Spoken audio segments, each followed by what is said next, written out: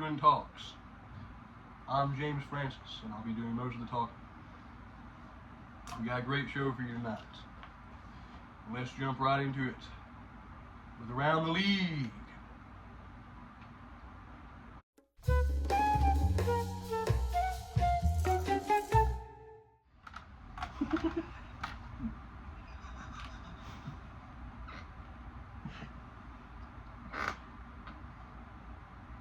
Now let's take a look at the MVP races. We've got great quarterbacks, such as Tyler Kingsley from the YFL, Brandon Silvers, Evan Akins, and AJ McCarron. They've all thrown for over 2,000 yards with the exception of AJ McCarron. But he's nearly there. Do you have anything to say about these?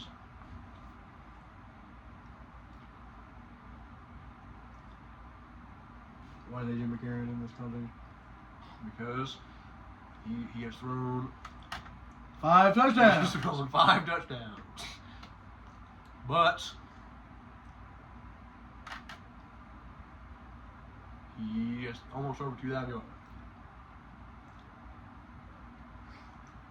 But the leaders here are Tyler Kingsley, Brandon Silvers, and Evan Akins. Tyler Kingsley is in front right now for quarterbacks. What was that? He has most yards. What was he's run? He also has 15 touchdowns, 2 interceptions, which is the second best ratio behind Evan Akins, who has 24 touchdowns and 1 interception. But that's 72% of his passes. You've seen his highlight. You've seen Tyler Kingsley's highlights. He has looked much better on the field. Evan Akins is just a more efficient quarterback.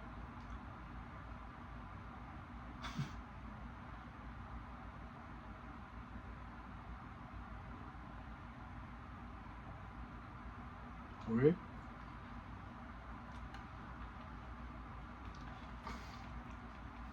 You guys see his film. We must be on the college football playoff committee. We'll show you the highlights very soon, so you can decide for yourself. Akins does have a much higher quarterback rating. He has 133.2, and Kingsley has 103.4. However,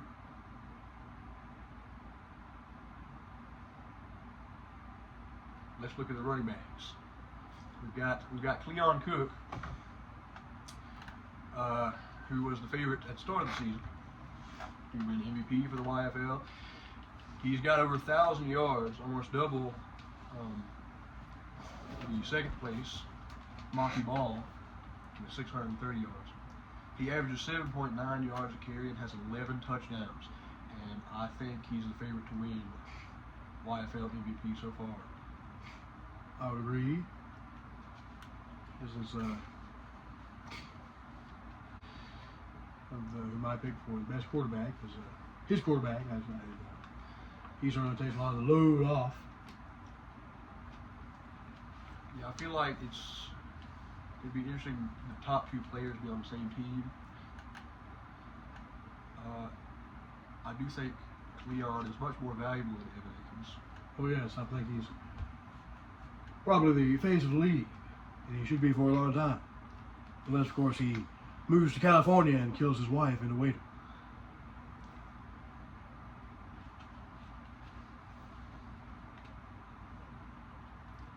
Okay. Reminds me of that tragedy.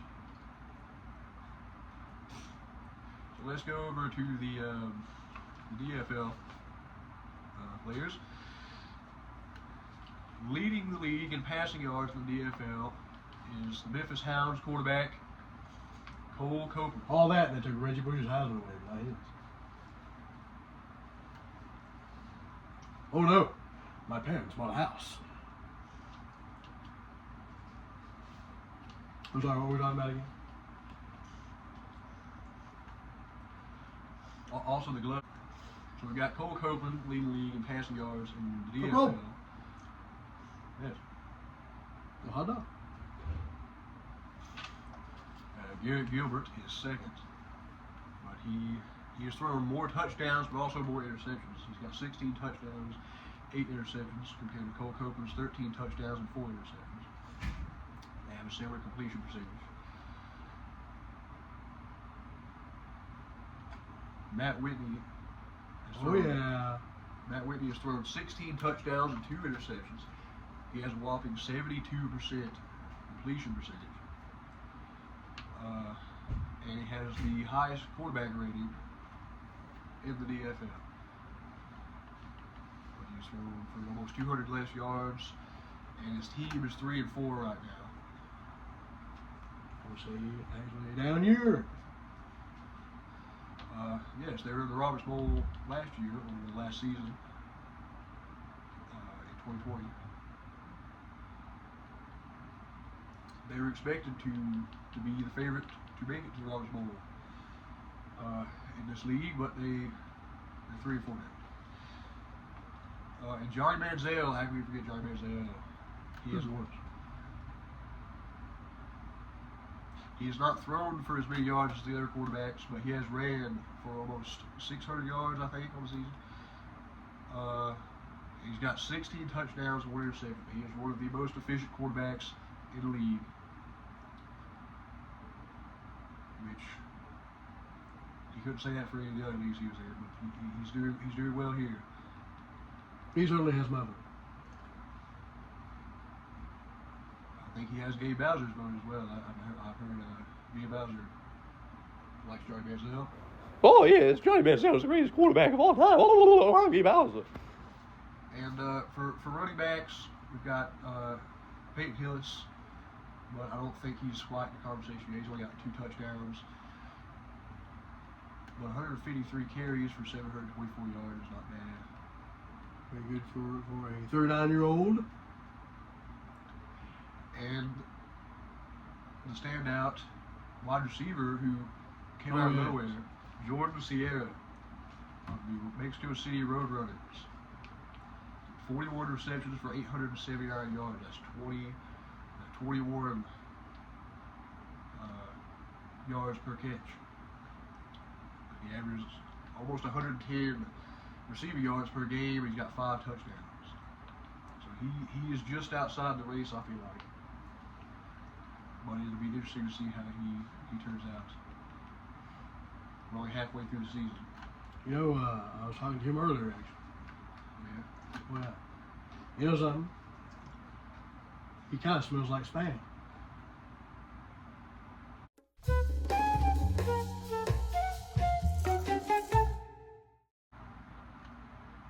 Welcome to Hot and Cold.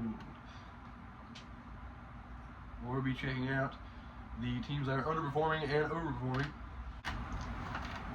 Our underperforming team at week 9 is the St. Louis Monarchs. They started the season getting upset by the Kentucky Bluegrass, 48-44 in a shootout. Then they looked phenomenal in the next 3 games. They blew out the Stallions 55-20, which ties the record in the DFL for most points scored in a single game, which is also the Monarchs, who scored 55 in 2020. In week 3, they beat the YFL team, the Pasadena Pandas, 21-0. It was one of the best teams in the YFL, which is very impressive.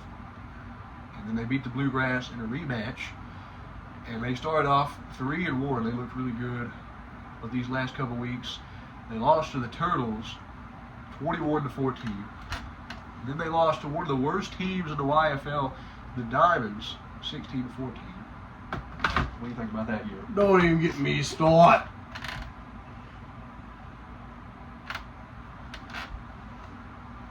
They lost 2 of the possibly the 2 worst teams I think in the YFL. Maybe one now. I think Gabe Bowser would disagree that the Turtles were the worst team. How dare you, you and What's Army? I'll castrate you. They're not one of the top teams, I'm Gabe Bowser. Oh. which they shouldn't be losing to anybody but the top teams. Go ahead. sum this up pretty easily, I suppose. St. Louis, how you lose to the Turtles,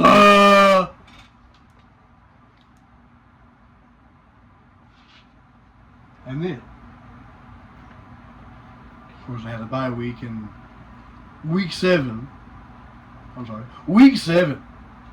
That's better. You know, the kids like that. Sure they will. Yeah.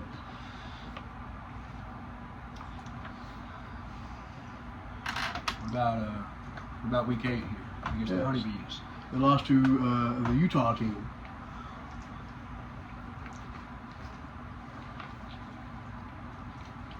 That's no good. They're one of the new teams this season. And they're mostly made up of players from BYU and Penn. They did play that game at home as well. Yes. That was largely due to Lionel House's outstanding performance. He had a scoop score in that game, and he also had 2 sacks, I'm pretty sure. He's one of the best defensive linemen in the league. Absolutely. The Honeybees have quite the defense, I would say. Yes, they have 2 of the best defenders in the league. Lionel House and Jake Rodney.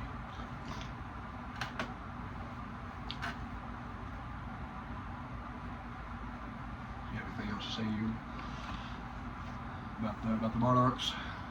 It's been quite disappointing. Considering they have probably the best quarterback in the league. Best receiver as well. Yes. They can't seem to win games. They have one of the best defensive ends in Randy Carter as well. They can't seem to score more than 14 points. They scored a lot of points the first couple weeks. Yes. They should have saved some of those points. Well, they're going to play the Bulldogs next week in St. Louis. So this will be a great week to turn around. The Bulldogs are not very good. They have a really good tight end in Justice Elliott. Oh, yes. But other than that, the Monarchs should win, but they also should have won the last 3 games they played. Oh, I do. So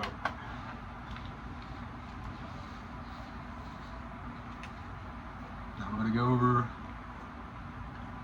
to the overperforming team, the hot team. Oh, yes. Now, here's a team. Here's a team that what?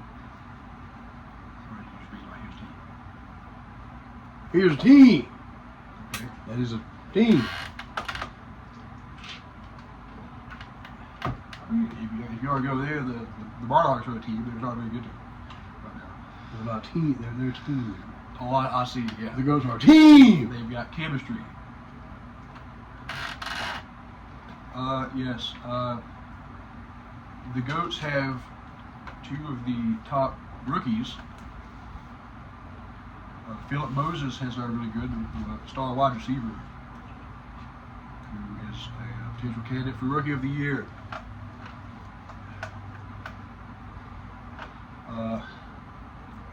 They started off barely beating the Wichita Herd 31-24, which is not very impressive. The Herd have not been very impressive.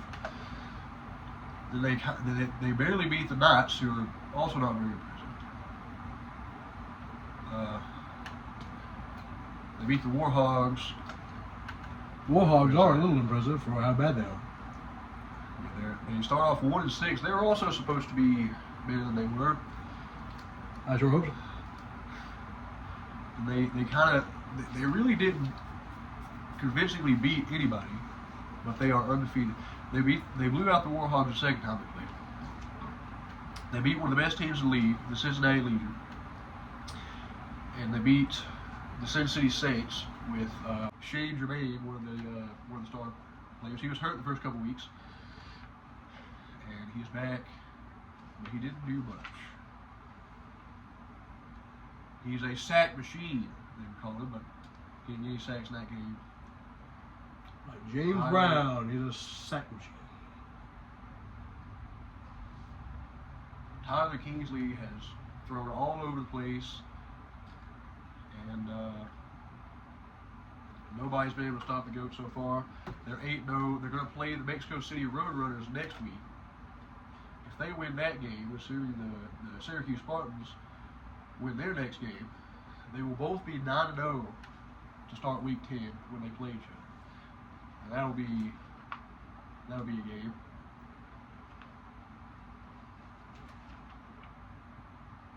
Game? A game that what?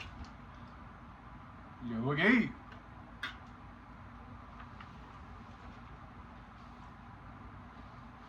That's the game.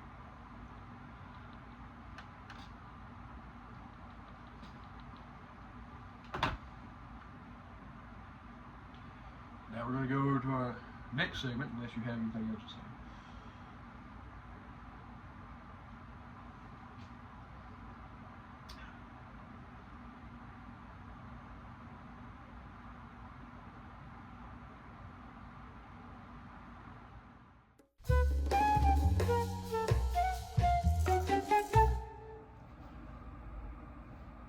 Welcome everybody to the Lucky Caller of the Week segment.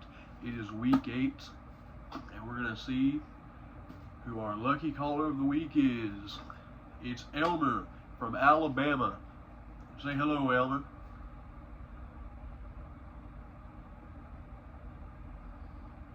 Elmer, can you hear us?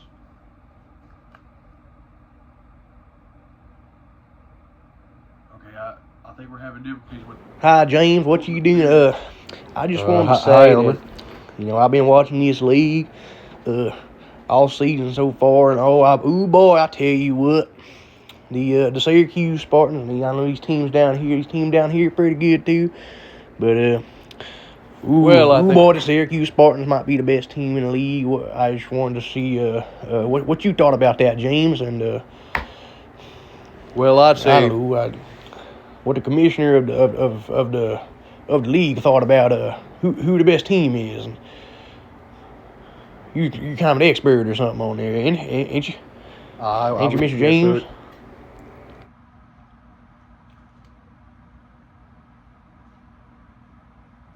Well, Elmer, they would currently be the 5 seed, according to the official standings, because the Quaker Goats are actually the 1 seed right now, but they will play next week. They're both undefeated, and that's going to be a huge game. I personally think the Spartans are the best team in both leagues. But that game might just settle it. Cleon Cook is the front runner for MVP as well in the YFL. And I think the Spartans are definitely the best team. If you ask my partner, Ewan he would say that the Kentucky Bluegrass are the best team. I can't say I agree, but that's what the Roberts Bowl is for at the end of the year. So. Ooh, I don't know about the Bluegrass teams. They ain't played nobody. That's like beating your wife and kids. It ain't nothing. It's pretty easy, but them Spartans, that's like beating up their daddy. Ooh, they've played ball. I'm telling you, the Bluegrass ain't played nobody, James. All right, Elmer, they ain't played nobody, that's, James. Yeah. Thank you for your time. I believe that's Oh, you're welcome, James. I'll call again if you let me. But I don't know. I gotta go beat my wife and get it on with my grandma. Yeah. Thank you, Elmer. Have a good day.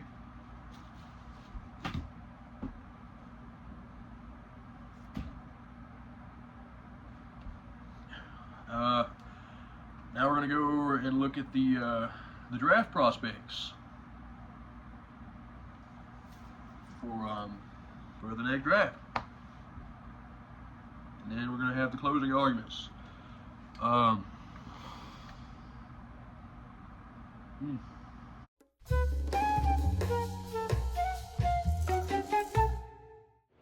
And first, we're going to check out the projected number 1 overall pick in the next draft. Ignacio Mondragon, defensive end for Ferris State, the D2 College of Ferris State, a powerhouse, and he is absolutely huge. He's 6'9", towering over all of the smaller Division II players, he recorded 8 sacks against rival Grand Valley State in the playoffs in this game. And you can just look at him here. He is massive, he is strong, and he is a sack machine. And any team who cares at all about their defense will be definitely trying to pick this guy up. Right now, the Savannah Sand Dragons and the Washington Warhogs are fighting for the first pick. And here's the top-rated quarterback in the draft, Pat Crouch out of Savannah State. He is an absolute gunslinger. He can run as well, but man, can he throw.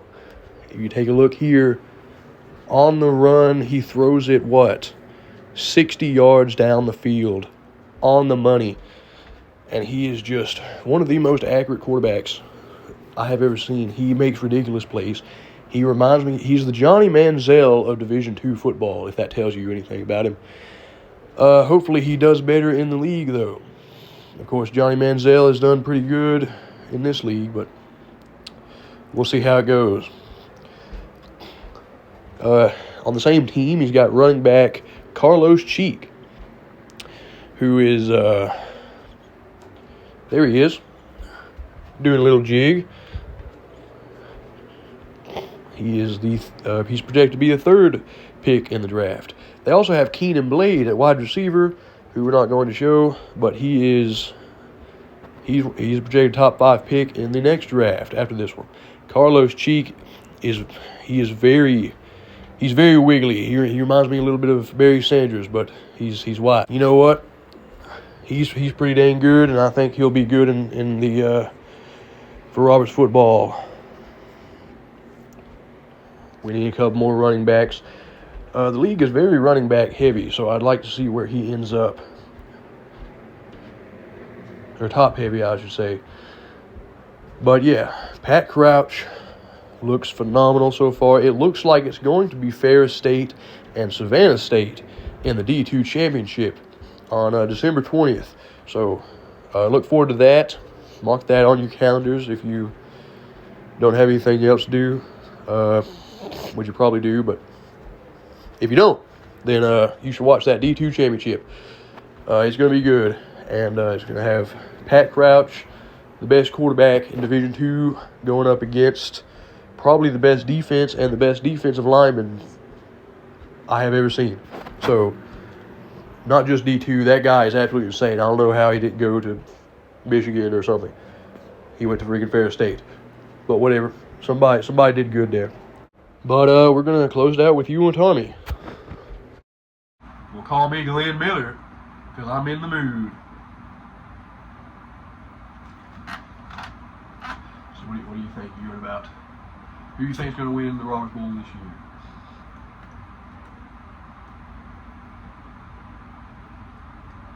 We got some great teams like the 8-0 Quaker Goats, the 8-0 Syracuse Spartans, the Bluegrass and the DFL are 6-1. They're 6-2 now. The Monarchs are out of the playoffs currently, but I wouldn't count them out just yet.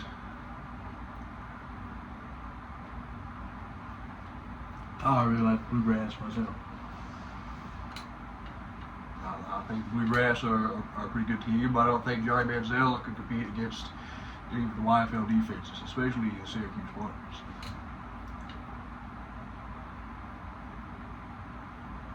Yes? Well, the Bluegrass would probably not even get in the end zone a single time against the Syracuse Spartans. I think the Spartans have only allowed 2 touchdowns before that Cincinnati game.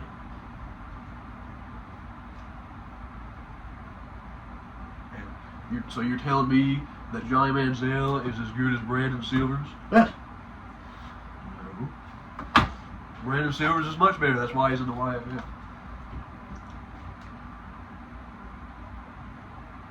The Yankee Football League and the Dixie Football League are 2 completely different games.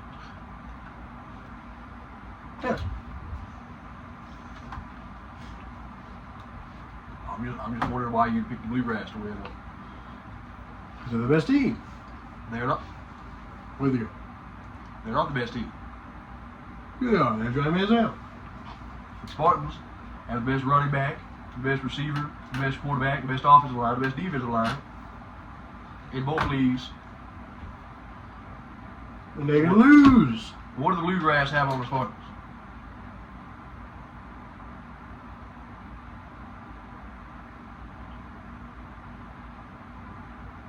They have aura. Aura! Aura. That what wins games nowadays, Aura? Yes. Well, I'll be.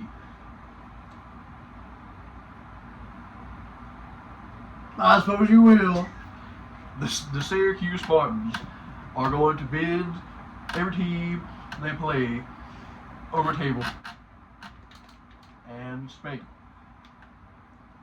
Especially the Kentucky Bluegrass.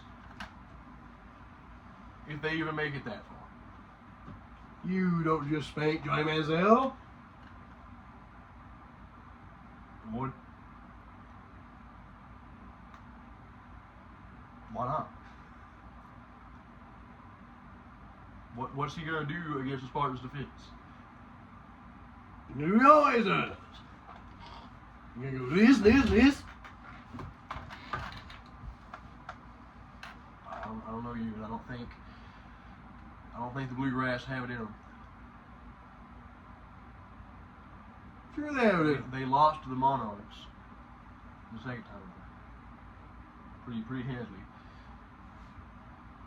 27-17.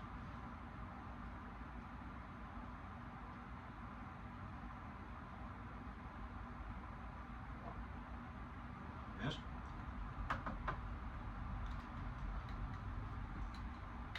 I just think the two best teams in the league are clearly the Syracuse Spartans and the Quaker Goats. You would think that, wouldn't you? Tyler Keesley and Evan Akers are the two best quarterbacks in the league. In both leagues. They what? Yes. Now here's a guy that doesn't know ball. You don't know ball. You don't know nothing, sir. Or else you would have agreed with me that the Syracuse Spartans are the best team. I most certainly would not agree with you. Because you know ball. Their top two players are the top two players in the entire league. The top player certainly is. And they have Trevor Peake, wide receiver Trevor Peake, who is also one of the top players. He's on down year so far. As is Matt Wendy. They have the best defensive player, Logan Frederick. They most certainly do not. Yes, they do. Logan Frederick is the best player on defense in the league. He most certainly is not. Who are you going to tell he's better? Jake Rodney? Yes. Randy Carter? Perhaps. Nonsense. Here's a guy who don't know nothing. You don't know ball. You don't know nothing. Possibly even the entire Wichita line. What? Logan Frederick would absolutely freak the Wichita line. All by himself. 5v1. Logan Frederick, best player in the league. 5.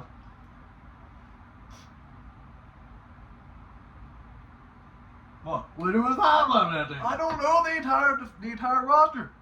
He's been the entire roster. What are you talking about? You and Tommy. More like you and.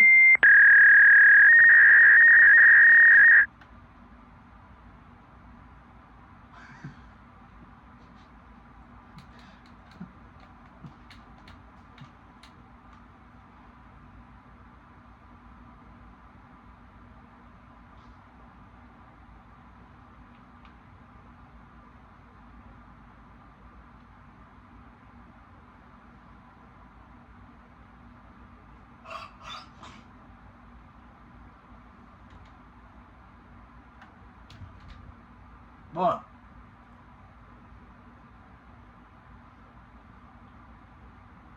What?